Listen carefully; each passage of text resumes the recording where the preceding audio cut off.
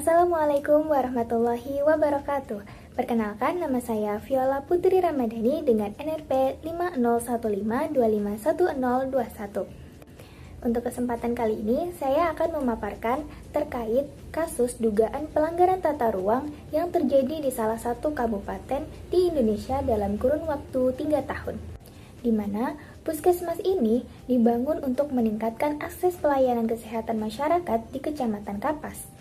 Namun, setelah pembangunan selesai, diketahui bahwa lokasi tersebut berada di kawasan lahan sawah dilindungi atau LSD. Sehingga, bangunan belum dapat dimanfaatkan secara optimal karena masih menghadapi persoalan administrasi dan tata ruang. Gedung tersebut telah selesai dibangun sejak tahun 2024 dan saat ini hanya dimanfaatkan untuk kegiatan non-medis seperti cek kesehatan gratis dan kegiatan rapat.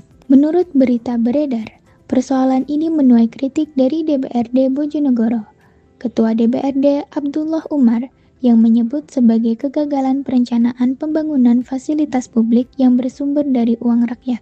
Gedung tersebut tidak bisa beroperasi sepenuhnya karena belum mendapat izin dari Kementerian Pertanian. Akibatnya, puskesmas tidak dapat menjalin kerjasama dengan pihak BPJS Kesehatan, sehingga klaim pelayanan kesehatan pun menjadi terhambat. Pada tahap ini, saya melakukan analisis spasial dengan metode overlay menggunakan shape-file lokasi Puskesmas Tanjung Harjo dan layer lahan sawah dilindungi dari laman Gisliner ATR BPN. Hasil overlay menunjukkan bahwa lokasi pembangunan puskesmas berada di dalam atau beririsan dengan kawasan lahan sawah dilindungi. Temuan ini mengindikasikan adanya potensi ketidaksesuaian pemanfaatan ruang secara spasial. Namun, tidak serta-merta membuktikan telah terjadi pelanggaran tata ruang karena masih perlu dikaji lebih lanjut dari aspek legalitas, perizinan, dan mekanisme alih fungsi lahan yang berlaku. Meskipun demikian, hasil ini menunjukkan pentingnya verifikasi spasial pada tahap perencanaan agar potensi konflik tata ruang dapat diidentifikasi sejak awal sebelum pembangunan terlaksana. Kasus ini berkaitan dengan beberapa regulasi penting. Yang pertama adalah Undang-Undang Nomor 26 Tahun 2007 tentang Penataan Ruang, yang mengatur bahwa setiap kegiatan pemanfaatan ruang harus sesuai dengan rencana tata ruang yang telah ditetapkan. Kedua adalah Undang-Undang Nomor 41 Tahun 2009 tentang perlindungan lahan pertanian pangan berkelanjutan yang bertujuan untuk menjaga keberadaan lahan pertanian agar tidak mudah dialihfungsikan. Walaupun pembangunan puskesmas termasuk kepentingan umum, undang-undang ini tetap mensyaratkan adanya mekanisme tertentu seperti penyediaan lahan pengganti dan pemenuhan prosedur yang berlaku apabila terjadi alih fungsi. Yang ketiga, terdapat Peraturan Pemerintah Nomor 1 Tahun 2011 yang mengatur tata cara penetapan dan alih fungsi lahan LP2B serta Peraturan Pemerintah Nomor 21 Tahun 2021 yang mengatur penyelenggaraan penataan ruang dan pengendalian pemanfaatan ruang. Selain itu, terdapat keputusan Menteri ATR BPN mengenai penetapan lahan sawah dilindungi yang menjadi dasar perlindungan sawah produktif di berbagai wilayah di Indonesia, termasuk Kabupaten Bojonegoro. Kemudian, terdapat Perda Kabupaten Bojonegoro Nomor 5 Tahun 2021 tentang RT/RW Kabupaten Bojonegoro tahun 2021 hingga tahun 2041 yang menetapkan kawasan pertanian di Kapas sebagai lahan yang harus dilindungi.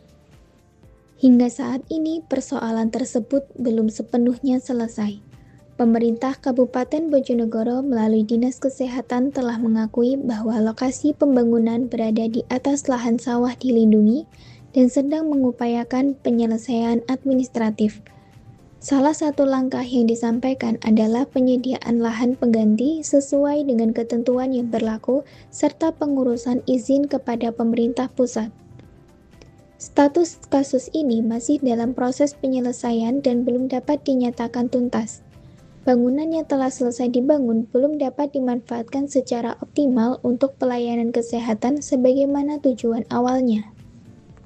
Sebagai mahasiswa perencana wilayah dan kota, terdapat beberapa alternatif solusi yang dapat diusulkan. Yang pertama, pemerintah perlu segera menyelesaikan mekanisme penyediaan lahan pengganti apabila memang pembangunan tersebut berada pada kawasan yang dilindungi sehingga sesuai dengan ketentuan peraturan perundang-undangan. Yang kedua, sebelum pembangunan fasilitas publik dimulai, harus dilakukan verifikasi kesesuaian tata ruang melalui overlay antara lokasi rencana pembangunan dengan peta RT/RW, RDTR, LP2B, dan lahan sawah dilindungi agar potensi konflik ruang dapat dicegah sejak awal.